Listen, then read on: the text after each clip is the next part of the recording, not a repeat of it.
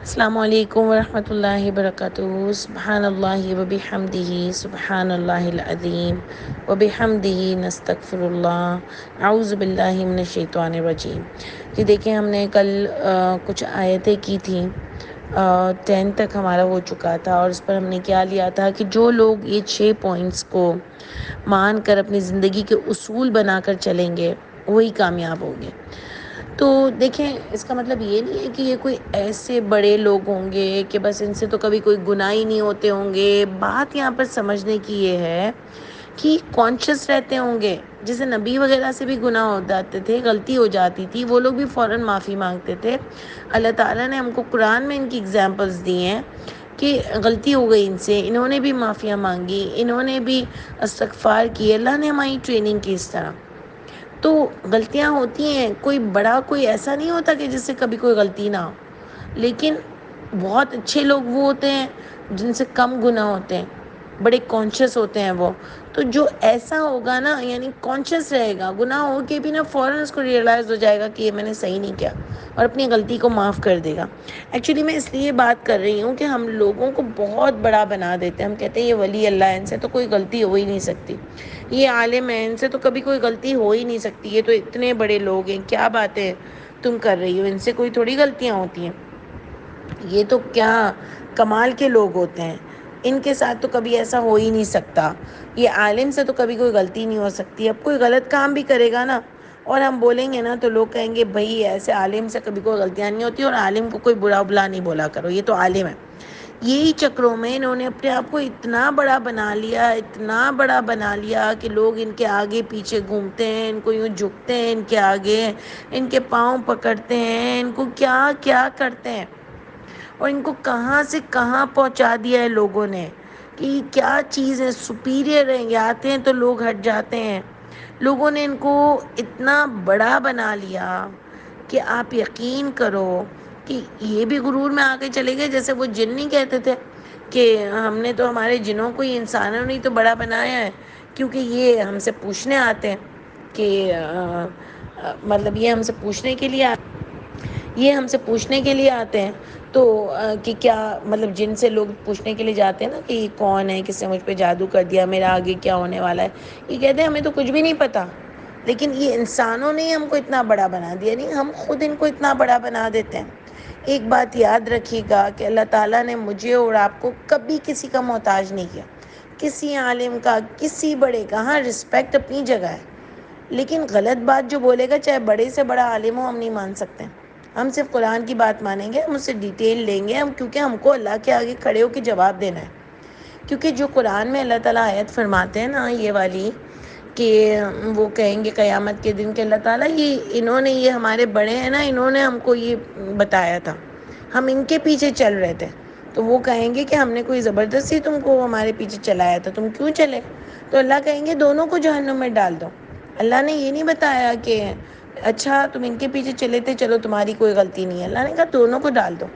یعنی یہ اللہ میرا اور آپ کا انٹلیکچوئل ٹیسٹ کرتے ہیں، یہ اللہ مجھے اور آپ کو بتاتے ہیں کہ بھائی یہ اللہ بتاتے ہیں، یہ آیتیں دے کر نا میرا اور آپ کا انٹلیکچوئل ٹیسٹ کرتے ہیں۔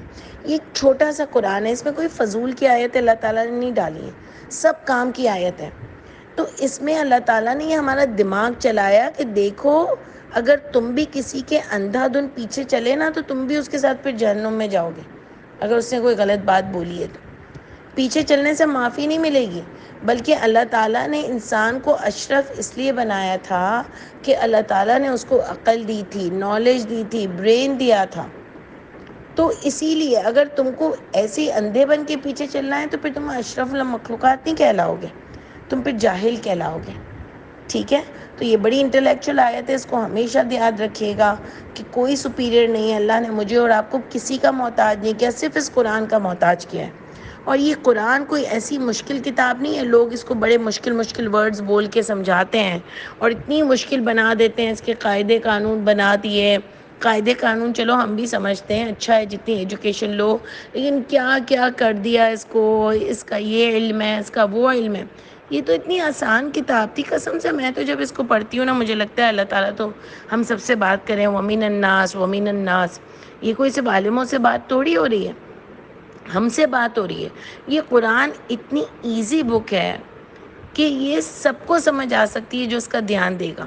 تو لوگ کہتے ہیں کہ ایسا تھوڑی ہوتا ہے, ہر ایک کا ایک ایکسپرٹیز ہوتا ہے. کیا الجبرا کا کوئی ایکسپرٹیز, میتھس کے الگ ایکسپرٹیز, جیومیٹری کے الگ ایکسپرٹیز, اردو ایڈوانس کے الگ ایکسپرٹیز. تو میں نے کہا بھائی وہ ایکسپرٹیز ہوتے ہیں, ٹھیک ہے, ان کی ہم بھی مانتے ہیں کیونکہ وہ بڑے اس کے پڑھے لکھے ہوتے ہیں, لیکن قرآن سے تو سب کو جواب دینا ہے نا قیامت کے دن. تو یہ تھوڑی کہ کوئی خاص ایکسپرٹ ہے ان سے ہی میں سمجھوں گی, میں خود سمجھ جاؤں گی, اللہ مجھے سمجھائیں گے. اور یہ پریکٹیکلی ہم نے دیکھا ہے کہ عام آدمی بھی بڑا اچھا اس کو سمجھ لیتا ہے. تو اسی لیے یہ ہم سب کو سمجھنا ہے, اندھے بن کے نہیں چل سکتے. جو نہیں سمجھے گا ان کے بارے میں اللہ نے فرمایا ان کو مہر لگا دی, ان کو عذاب عظیم ملا. پھر اللہ منافق کی بھی بات کر رہے ہیں کہ وہ لوگ, ہم جیسے لوگ, وہ لوگ جو کہتے ہیں ایمان لائے اور وہ ایمان والے ہیں نہیں, لا الہ الا اللہ کہتے ہیں لیکن ہے نہیں, اور وہ دھوکہ دیتے ہیں اپنے آپ کو. اور نہیں, وہ دھوکہ دیتے ہیں مگر اپنے آپ کو ہی. یعنی یہ اللہ نے بڑی سمجھ کی بات کی کہ جو بھی انسان اس دنیا میں اپنا ہدہ جما لیتا ہے اور اس کو کوئی کچھ بول نہیں سکتا, وہ سمجھتا ہے میں سپیریئر ہوں, سب میرے انڈر ہیں, ڈراتا دھمکاتا لوگوں کو ہے, اور پھر خوش ہوتا ہے کہ دیکھا کوئی بھی میرے سامنے بولنے والا نہیں ہے. یہ جھوٹا ہے, کیونکہ جیسے ہی اس کی حالت خراب ہوگی نا, سب کے سب اس کے سامنے منہ پہ نکل آئیں گے, اور پیچھے سے اس کی کوئی عزت نہیں ہے. تو ڈرا دھمکا کے لوگوں کے پاس اتنے وسائل نہیں ہیں, اس نے اپنی عزت بنائی ہوئی ہے. ایسا انسان دھوکہ دے رہا ہوتا ہے اپنے آپ کو, فخر کر رہا ہوتا ہے, خوش ہو رہا ہوتا ہے. یہ جھوٹی اس کی ساری انا اور سوچ ہوتی ہے. یہ اللہ تعالیٰ فرماتے ہیں کہ یہ سمجھتا ہے دھوکہ دے کے کہ ہاں میں تو لوگوں میں بڑا مشہور ہوں, سپیریئر ہوں, حالانکہ اس کی کوئی عزت نہیں ہوتی. اور اگر ہے بھی تو یہ اپنے آپ کو ایسی کھائی میں ڈال رہا ہے نا, ایسے نچلے درجے میں ڈال رہا ہے کہ اس کو سمجھ بھی نہیں آ رہی کہ یہ اپنے آپ کو کس عذاب کی طرف لے کے جا رہا ہے. یہ اس کے دلوں میں مرض ہے, یعنی یہ دھوکہ دینا ان کا مرض ہے اس کا, اور اسی وجہ سے اس کو عذاب علیم ملے گا, اس سبب سے جو وہ جھٹلاتا تھا. یعنی جانتے بوجھتے اللہ تعالیٰ کی باتوں کو نہیں مان رہا تھا. سمجھ آئی؟ یعنی اس کو سب پتہ تھا. اس کو کتنی بار, دیکھیں اللہ تعالیٰ تو سب کو ہدایت دیتے ہیں نا, سب کو سمجھائیں گے مرنے سے پہلے.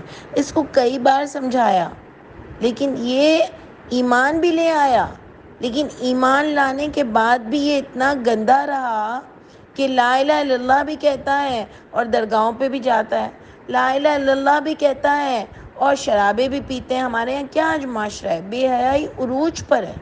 ہمارے ٹی وی چینلز دیکھ لیں, یہ محرم میں مرثیے پڑھتے ہیں, سمپل ہو جاتے ہیں, رمضانوں میں کیا ہمارے ٹی وی کے حال ہو جاتے ہیں. منافقت نہیں لگتی ہے ہم سب کو؟ ہم ویسے پرسنلی بھی آپ دیکھ لو نا کہ اسکولوں میں, کالج میں منافقت سے بھرے ہوئے ہیں لا الہ الا اللہ والے. ہم اپنی جگہ منافقت کر رہے ہیں, ہم کو کانشیس رہنے کی ضرورت ہے. ہمارے بچوں کو سمجھانے کی ضرورت ہے کہ بیٹا یہ جو بھی اسکول میں ہو رہا ہے, کالجز میں ہو رہا ہے, کیونکہ اصل میں ہونے کیا لگا ہے کہ اگر کوئی ذرا سا نہیں کرتا نا وہ چیزیں, تو لوگ اس کو کہتے ہیں کہ تم کتنے بیکورڈ ہو, تم تو حگ بھی نہیں کرتے, ہاتھ بھی نہیں ملاتے ہو, اور کوئی ایسی چیزیں بھی نہیں کرتے ہو. بلکہ کہیں کہیں تو میں نے سنا کہ نشے اتنے ہیں, ڈفرینٹ نشے آ گئے ہیں نا اب تو وہ بھی نہیں کرتے. تو فرینڈ زبردستی بولتے ہیں کہ یار اس میں کیا ہے, کوئی نقصان نہیں ہے, اتنے بیکورڈ ہونے کی کیا ضرورت ہے. تو وہ سامنے والا بچہ بھی کہتا ہے کہ کہاں ان میں بیچارہ ذلیل ہوں گا میں, انسلٹ ہوتی ہے میری, یہ لوگ کہتے ہیں میں ماڈرن نہیں ہوں, بیکورڈ ہوں. تو ہم کو بچوں کو سکھانا ہے کہ ہمت کے ساتھ کہو کہ ہاں میں بیکورڈ ہوں. تم سمجھتے ہو نا مجھے بیکورڈ, لیکن میں اللہ کے حکم کو کبھی بھی اللہ کے حکم ماننا میرے لیے ضروری ہے, چاہے میں بیکورڈ کہلاؤں. یعنی اپنے بچوں میں اللہ کی ہم اتنی محبت ڈالیں کہ اللہ سے بڑھ کر کوئی نہیں ہے زندگی میں. ہم سب کو ناراض کر سکتے ہیں لیکن اللہ کو ناراض نہیں کر سکتے. یعنی اللہ کی خاطر دوسروں کو تو ناراض کر سکتے ہیں, انسلٹ بھی کروا سکتے ہیں, ہو سکتا ہے ٹائم بینگ ہماری عزت میں بھی کوئی کمی آئے گی, لیکن ہم اللہ کو ناراض نہیں کر سکتے. اب دیکھو کہ میں خود بھی نا شروع میں برقع جلدی نہیں پہنا تھا میں نے, کیونکہ میرے گیدرنگ ایسی تھی, میرے فرینڈز ایسے تھے, تو مجھے یہ ہوتا تھا کہ میرا ان کے سامنے کیا اسٹیٹس رہے گا. یہ تو مجھے سمجھیں گے یہ تو کیسی بیکورڈ لڑکی ہے, اور اس کو